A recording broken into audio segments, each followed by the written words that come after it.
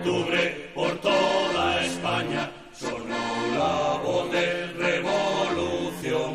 La roja Asturias surgió en la calle con energía y gran valor. El estallido revolucionario se hizo coincidir en 1934 con la entrada de ministros derechistas de la CEDA en el gobierno republicano el 5 de octubre. Era una huelga general revolucionaria convocada para toda España, pero en Asturias desde el principio fue una verdadera insurrección que se inició en las cuencas mineras, donde los obreros más combativos de todo el Estado llevaban tiempo preparándose para la lucha armada.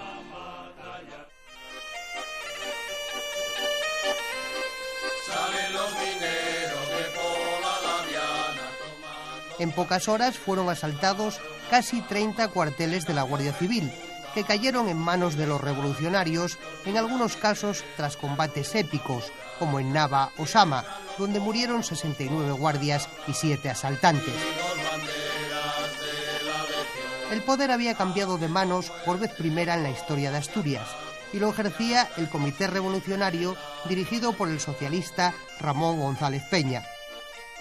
La revolución cuajó en Asturias al grito de uníos hermanos proletarios por la unidad de socialistas, comunistas y anarquistas, aglutinados por vez primera en una alianza obrera gestada meses antes.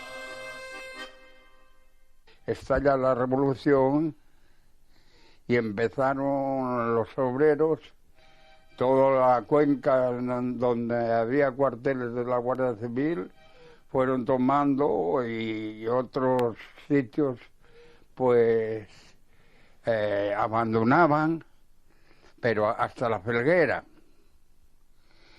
Aquí donde más resistencia hicieron fue en Barredo, había un cuartel que subió un rapaz a un techo que llamaban el Chato de Canzana. Y empezó a meter ellos dinamita por el techo para abajo y entonces salieron ya y tal.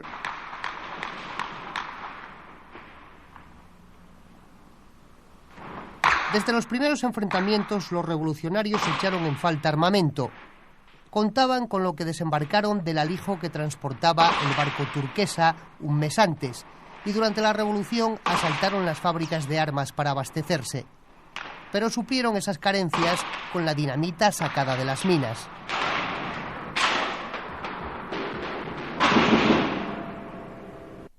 La dinamita entonces, como ahora con los atentados estos árabes, cambió el mundo. O sea, frente a la dinamita lo conmovió todo, y lo puso todo patas arriba, ¿no? Podemos decir, ¿no? Empuñando mi fusil y morirme disparando contra la Guardia Civil.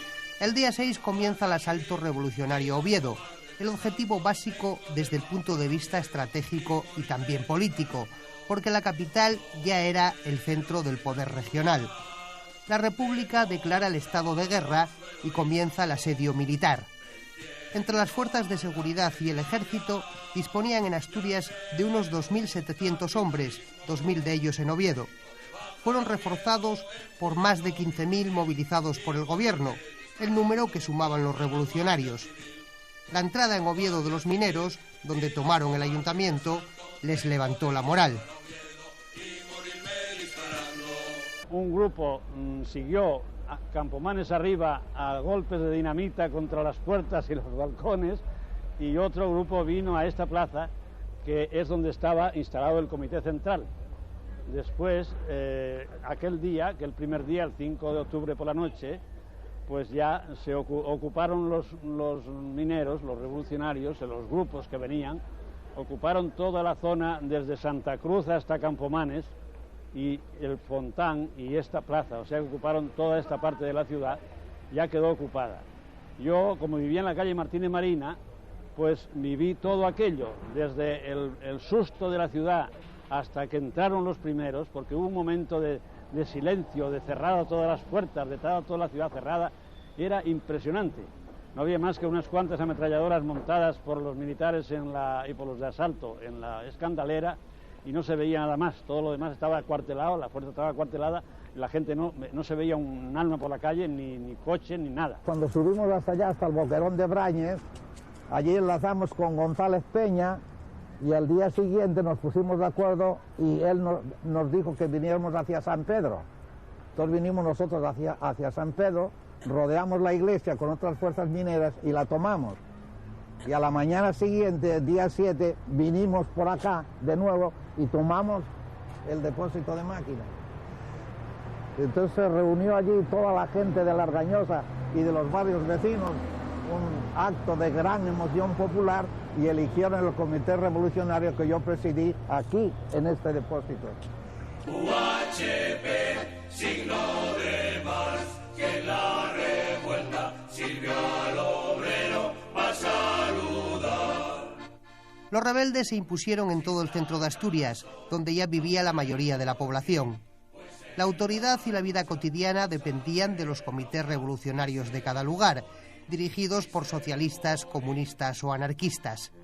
Se llegó a suprimir la moneda oficial, se asaltaron bancos y se acarició la utopía de una sociedad sin clases, con un poder popular inspirado en la Revolución Rusa de otro octubre histórico, el de 1917. En la comuna asturiana, los anarquistas dominaban La Felguera y Gijón, donde la CNT era mayoritaria. Tendremos todo este horror, el socialismo es nuestra bandera, vivan los soviets, viva la Unión. La CNT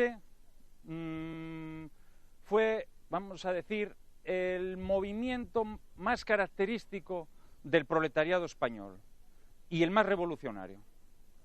Pero dentro de la CNT había una profunda división entre los partidarios de la alianza con la UGT, que ya tenían un largo recorrido detrás, desde Quintanilla, etcétera, y por eso esa preponderancia en Gijón, y los contrarios a cualquier acuerdo con el Partido Socialista y con la UGT, fundamentalmente el sector faísta, que podríamos decir aquí, pues encabezado por Segundo Blanco.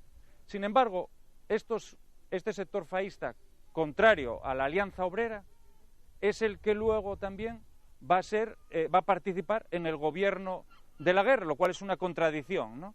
Y denota pues el bajo nivel intelectual y de coherencia de los dirigentes del proletariado español en sentido amplio, ¿no?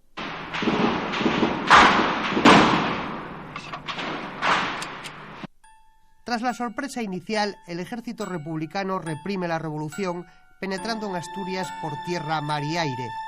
La operación militar fue dirigida desde Madrid por Francisco Franco, por encargo del ministro de la Guerra, Diego Hidalgo, y fue decisiva la participación de otro general, Eduardo López Ochoa, que entró con sus tropas desde Galicia.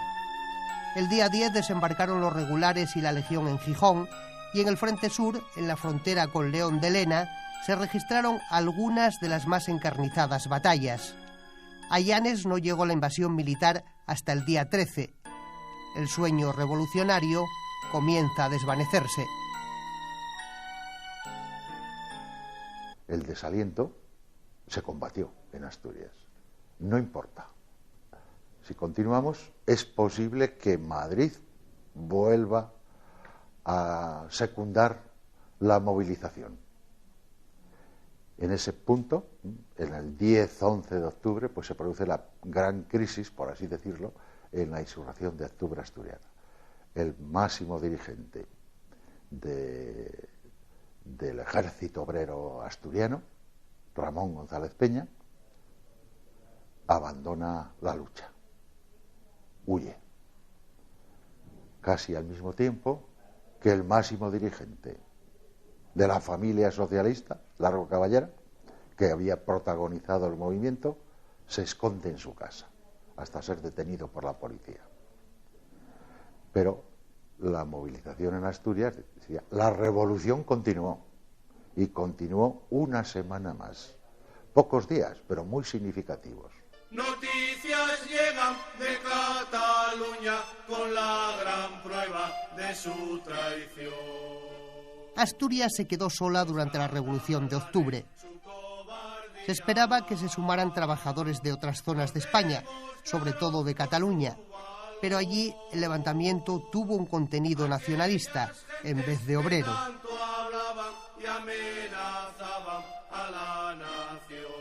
La aviación republicana actuó sin contemplaciones, bombardeando zonas urbanas y arrojando pasquines, incitando a los revolucionarios a entregarse en vista de su aislamiento.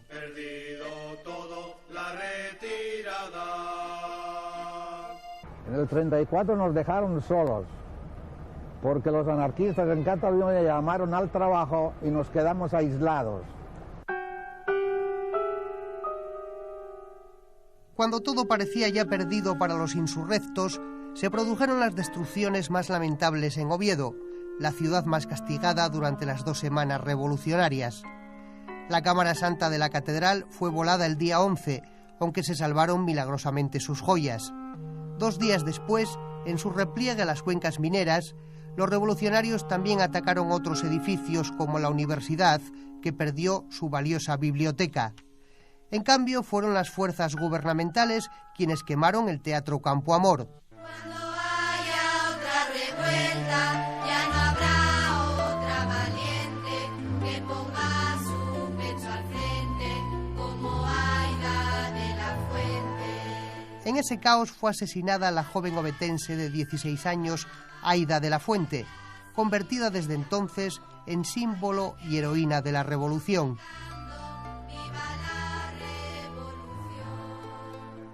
El día 15 la capital ya había sido tomada.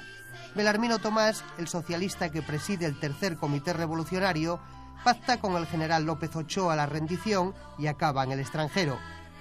El acuerdo consiente la entrada de las tropas en las cuencas, con excepción de las africanas que había movilizado el ejército.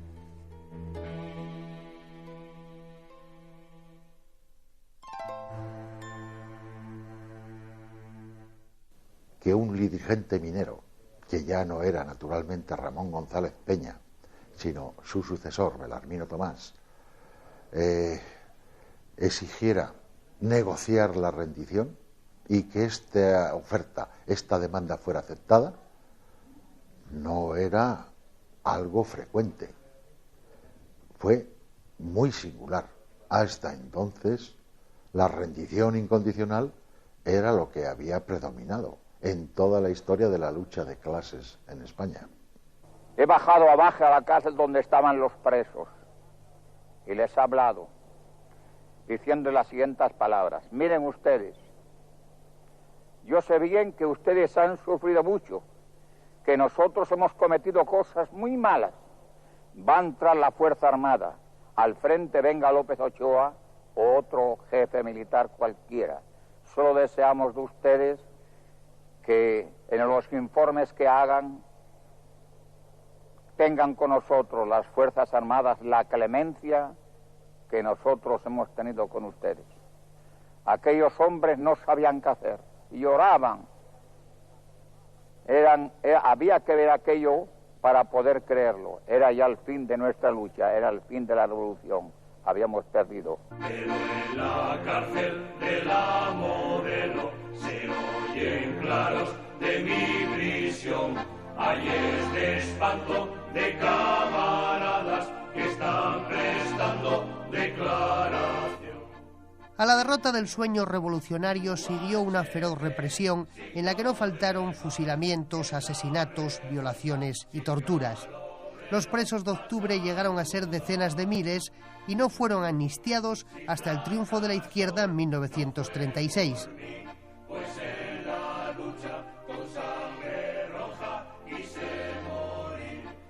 La represión fuerte.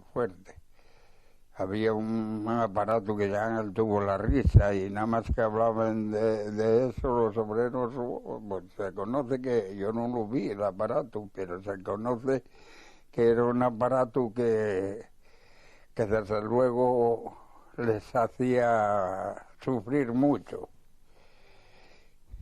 Meter las manos así, como está la puerta, y luego cerrar. Emplearon muchos métodos de represión entonces, teniendo las paredes de los cuarteles llenas de sangre. castraron. Yo conocí uno, y no sé si castrarían a más, claro que castrarían.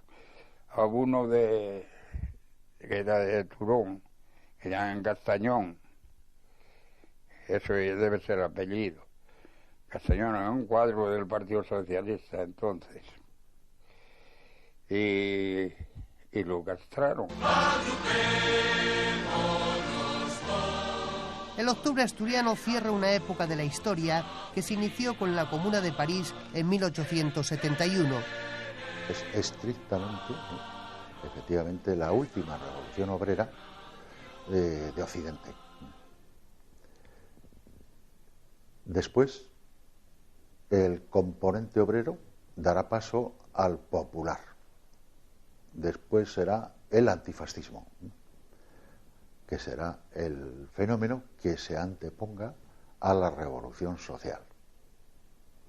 En ese marco hay que ver el octubre de 34 y en ese marco efectivamente será la última revolución obrera hasta nuestros días.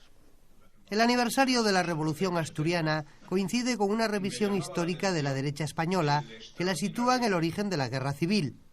A la mayoría de los historiadores, legitimar al franquismo por un golpe preventivo antifascista reprimido con sangre por la Segunda República les parece intolerable.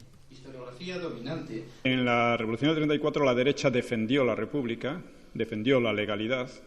Esto es muy importante, la defendió en nombre de las libertades, como también se aportan los documentos ahí probatorios.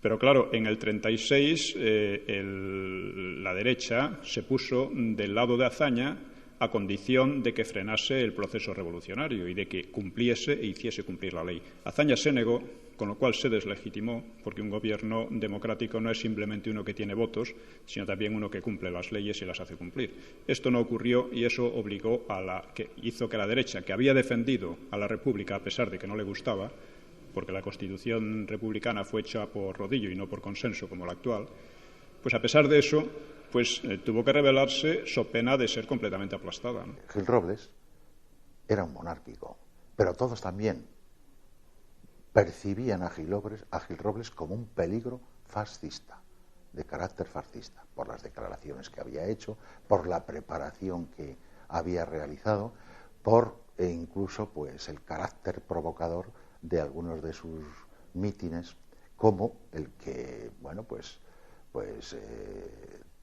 tiene lugar en Asturias en torno a la fecha del 8 de septiembre y en el santuario de Covadonga.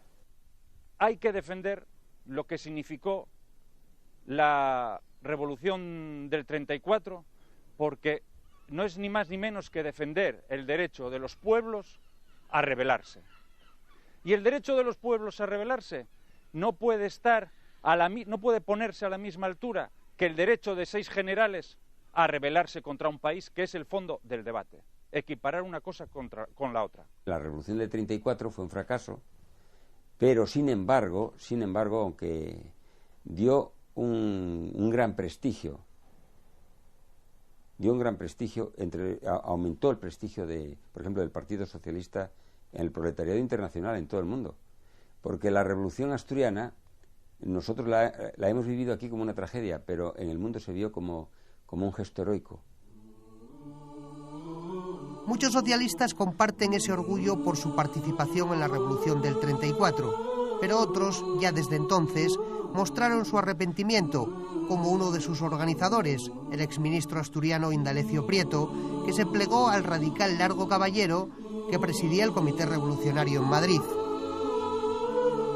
La huelga general insurreccional programada por Largo Caballero bajo la fórmula de un franco movimiento revolucionario, y don Francisco Largo Caballero entendía por franco movimiento revolucionario una huelga general más intervención de un sector del ejército, como la que se había producido en 1930.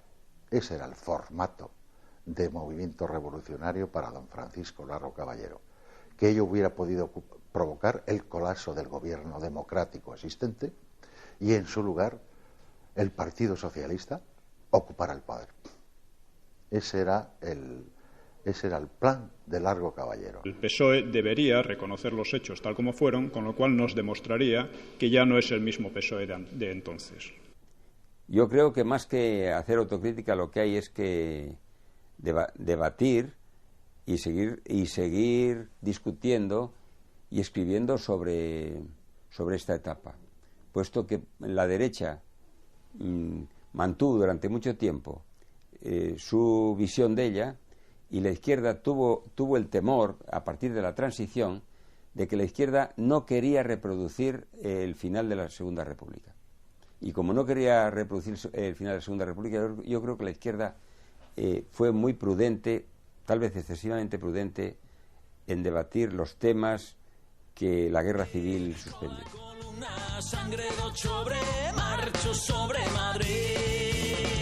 En su 70 aniversario, la revolución sigue provocando pasiones en Asturias, donde su memoria permanece viva, aunque en la sociedad actual la rebeldía también haya pasado a la historia.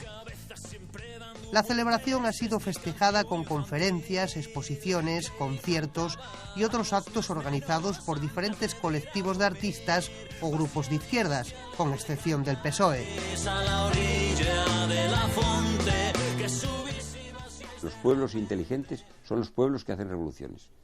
Los pueblos torpes no intentan nunca una revolución. Un pueblo que es inteligente intenta la revolución históricamente alguna vez. Y el pueblo asturiano es un pueblo inteligente.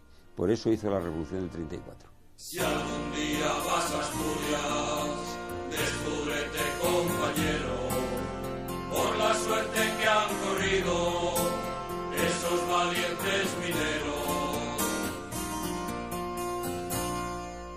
Esos valientes mineros de la provincia de Oviedo, que han demostrado al mundo que no han conocido el miedo.